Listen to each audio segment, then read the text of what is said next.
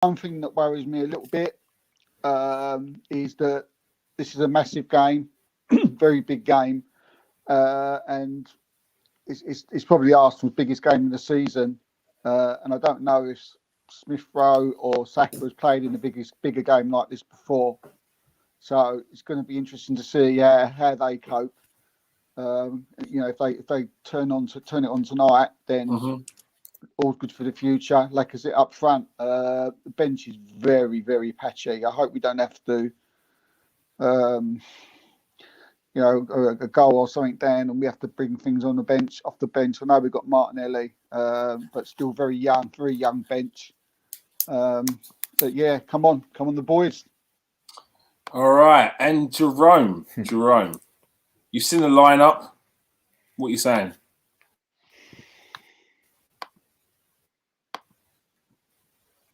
Leno in goal with Chambers.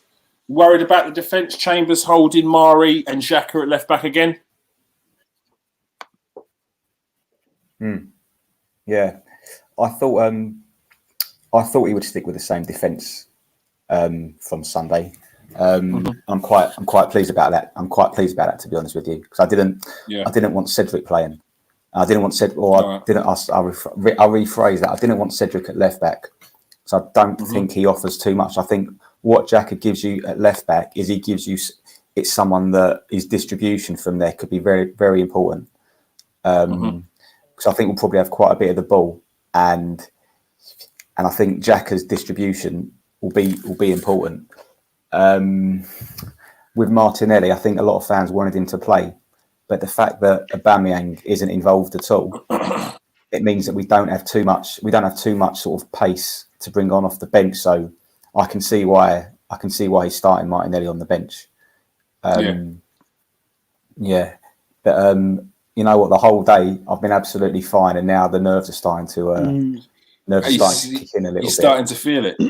Did the win on Sunday give you any sort of renewed sort of hope, or sort of settle your nerves a little bit that they would go into this game with a bit more sort of confidence than they did against them in the first leg? Yeah, I mean, obviously, it's better to go into a game like this off the back of a win rather than off the back of a poor result. And yeah, I mean, look, let's face it, Arsenal have playing against Sheffield United, who are a poor team, doesn't necessarily mean that you're going to play well. Like, we've played against poor teams in the past and haven't been able to play well ourselves. So you've still got to go out and put in a performance. And the fact that we won 3-0 and played pretty well, I think that's had a big impact in what Arteta's decided to do tonight, because before Sheffield United, none of us would have seen, there's definitely a few positional, a few players playing in certain positions that we would never have picked. So, and having, Partey and Ceballos in the middle, he's hardly ever played that before. I can't even remember, to be honest, one occasion when he played Partey and Ceballos together. Well, he played that against Sheffield United, didn't he? That's it. So it's the only time. What I like about it is the fact it worked, and he's doing it again. So I can't knock that. The fact that Pepe's starting on the left, it seems, came on in the last game, scored a goal. He's probably showing that he deserves his place in the team. Lacazette's been on form. I'd like him to be more clinical, but I can't really complain. I mean, he missed that sitter in the first leg, which had me wanting to throw my TV out the window. But I can't knock the form that he's been in the last few games, especially where we've had no other options because Abba's not been on form or he's not been available, and Lacazette's sort of saved the day. So I think he deserves plaudits for that. Starting lineup. As you guys said, I'm looking at that team and I'm thinking that should win. Emil Smith Rowe, yes, as Steve was saying, and Saka, the fitness is a worry, but they got a game in, and I think that's the next step up, because they weren't sharp against. I think did they play the first leg, or was it Sheffield United they played the first game? They weren't sharp, and you can tell they weren't sharp. off the pace, a bit sloppy here and there, but they have been out for 2 or 3 games, so that was always going to happen. They're back in the team now. They've been. What we don't want is we didn't want them to be such vital players in our team. They should have more experienced heads above them that's doing the business on a weekly basis, so that we don't have to rely on them. But we do. But they're back. They're back in the squad, and it's a good thing. Is there anyone on the bench that sort of you would have started ahead of what we've currently got there already, Steve, or are you have had that lineup? Is there anyone you would have brought in? Yeah, I mean, pretty much. I maybe have played Cedric on the right instead of Chambers.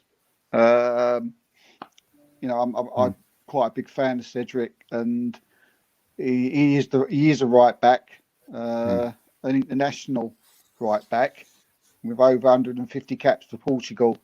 So unless Chambers is, proven to be, something a little bit special in training, I find that a little bit weird that he's played him instead of Cedric. And considering you got Bellerin as well, who's obviously a right back as well. So it does show you that there isn't a lot. He can't have a lot of faith in. I don't know either of them really. And he's got both of them on the bench as well, which is an odd one.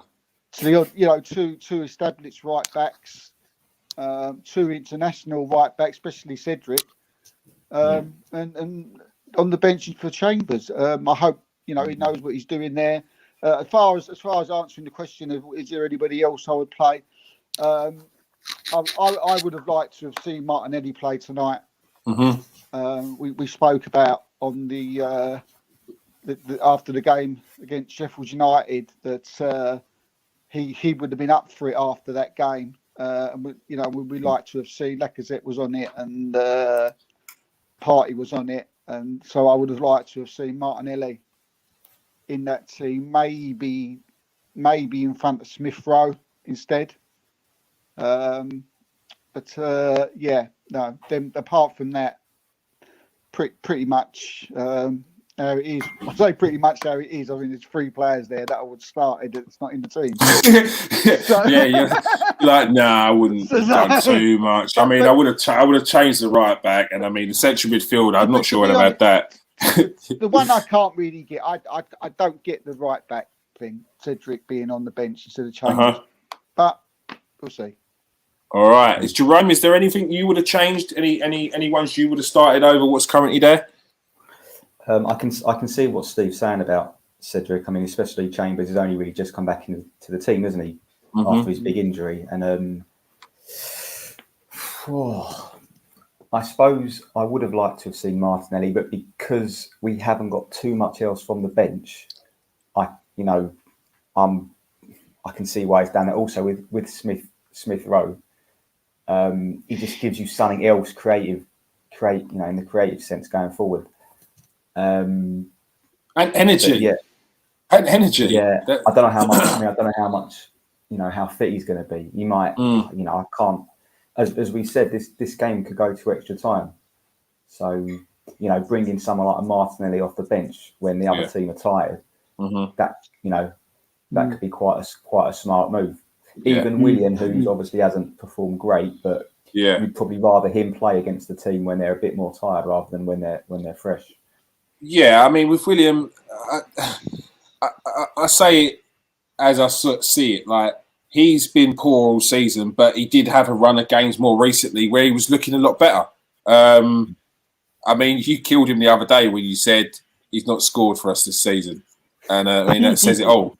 That says it all, and that's a worry because he's an attacking player. But I completely understand what you mean about Martinelli. It's an option to bring off the bench, and I think I don't want to say he's tight, but this kid's had stop-start injury. He's just come back from a long one, not just, but at the start of the season. I think there was talk that it's starting to catch up on him, but that's probably more that he's trying hard to get back in the team, so he's training hard, and that's going to happen. He's still young, he's still growing, so yeah, these things happen. So there's probably a bit more of a reason why he's on the bench, because he did have a good game the other day. I think that's a really good shout. Now, looking at it, I'll take back what I said after hearing what you and Jerome just said. When you look at the bench, it's very important. If for 20 minutes to go, you need a goal. You need to look behind you and see someone, who's on it and playing well and doing in training and might have scored a goal. Yeah, and having Martinelli there to bring on, it will give the people on the pitch some confidence that he's coming on, and it will give Arteta some confidence that they've got a man behind him, because really, when he's on that touchline and he's looking, what I need to change, and he looks behind him. I mean, apart from Martinelli. Yeah, because look, we can look at the bench, and I'm sure everyone under the age of 15 will be turning around and saying, "But Balogun's on the bench." But we don't know how good this kid is. We've seen him in training, we've seen him in some matches against some lower league folk, but when it really comes to the crunch, when the pressure's on and he needs to score a goal, is he going to be that guy? And we can all say we don't know until we try, but this ain't the time to try. I'd much rather bring on Martinelli first, knowing full well exactly what he's got, and then if he still hasn't scored, then you've got that option there. But it's kind of, I don't want to sound harsh, but it's kind of uninspiring if Eddie Nketiah was the only one that you could bring off your bench.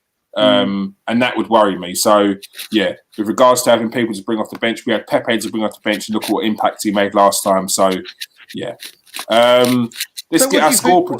What do you think Arteta is in Arteta's head tonight then, as far as the formation goes? Because what the formation that we're looking at there, the way that formation has played in the past, when Arsenal played with the pivot, it's a very attacking formation, isn't it? Yeah, I think it will be that. I think it'll be that. I'm glad it's that. You are. You're not worried that they will get break. No, I think we give this team too much respect. I think we gave this team too much respect last time. You can disrespect teams by going in there and think you can trounce them, but I think we went in there slightly worried that I don't know whether it's specifically them or the Liverpool game or a bit of both, but I feel like in the last game we gave them too much respect, and this is a team that we should have just bullied and beat and got the result. Same as we did against Olympiacos, which we didn't do. We're not taking these teams apart, and we should be. What we've got to do, we've got to go there and score a goal. That's 100%. So we know what we've got to do. If Prague did get a goal before us early on, or it will still stay the same thing. Exactly the same. We still need to get a goal. Yeah, so I think it benefits us that we've got this away leg second. With the score in the last game, they got one, so we need to score. I just feel like the second leg's I think there's a bit more of a benefit if you've got that result in the first game, whether you've lost or drawn or even won. You can see what you've got to do. They know what they've got to do to go in the game. And they've got to get the 3 points as such, or get the goals and win the game to get to the next round.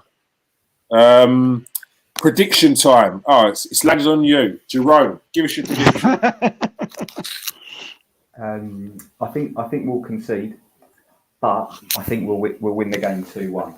And I think once we get the second goal, whether it goes to 2-0 or 2-1, I think that will just kill their confidence. Because I think once you get 2 away goals, I think that'd be it. So that's what I'm hoping for. That's what I'm going for. 2-1 to the Arsenal. All right, I'm pressing you for a goal scorer. I'll go Lacazette. Double? No, Lacazette 1, and I fancy Saka will score. Laka and Saka. Laka, Saka, and Xhaka. All right, Steve. Yeah. Score predictions. I'm getting more worried as the time gets closer to kickoff. I'm not worried, which is now worrying me. Yeah. Me not being worried is now getting butterflies more than the actual game, because I think we should blitz this team today. Yeah, I keep part of me. The first thing I think, oh, we're going to go and we can blitz them. We're going to win these 3 or 4-0. We do it, and then I'm looking down at my pad and I'm looking at the players. Thinking, that's not a side that you're going to go. And they say they are very well drilled, and they set up very well. Mm-hmm. I'm going to say we're going to go through. I think it's going to be Terry. I think it might even go through extra time. I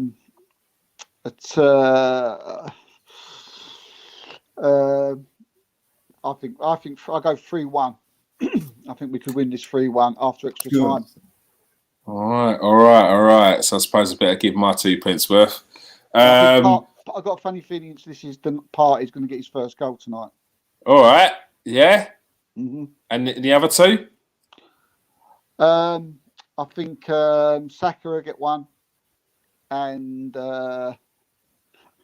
put outside bet. And I think Lacazette. Let's go. Yeah. Lacazette, and let's let Thomas get his first goal for Arsenal tonight. Saka, Laka, boom Partey. Yeah, that's what we're going for. I'm going for. All right. I'm going for a 1-0 win to Arsenal. It's going to be horrible, twisting my stomach all game. And I think that the goal scorer will be, I think, Alexander Lacazette. He's been in form. You can take away the fact that he missed that sitter in the last time he played him, but he's been on form, and I think he'll score today. And I think we go through 1-0. Now I'm worried. Now it's starting to get. I'm sweating. It's 9 minutes too. All right, we are done here. We picked our predictions. I've got 1-0. Jerome's gone 2-1, and Steve's gone 3-1 in extra time to Arsenal. Oh, could it be party time, or will we be miserable at the end of this, singing it, crying into our cornflakes in the morning? Hopefully not. Please catch us at 10:30. Don't forget to join Nathan at 10:15 after the game to get the match reaction. Peace out, people. Stay safe.